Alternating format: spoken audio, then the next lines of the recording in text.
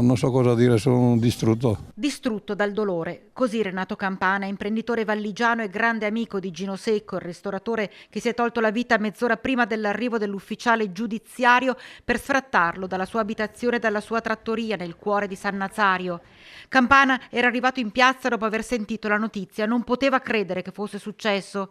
Le sue sono parole di enorme dolore per la perdita di una persona cara, di rabbia perché, dice fuori dal microfono, non si può morire così. Un amico da una vita, grande lavoratore, una brava persona che purtroppo è incappato in un momento tragico perché il lavoro è diminuito, il Covid l'ha messo in ginocchio e non ce la faceva più andare avanti. Purtroppo stamattina c'era lo sfratto, sì che io l'ho visto ieri sera, gli ho raccomandato di tenere i nervi saldi e che in qualche maniera si trovava una soluzione, però non mi ha ascoltato. Gino Secco non ce l'ha fatta ad andare avanti, ha imbracciato uno dei fucili che deteneva legalmente e ha fatto fuoco.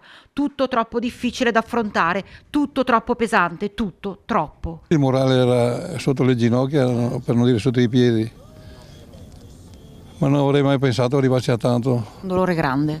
Non ci si pensa mai che possa succedere una cosa del genere.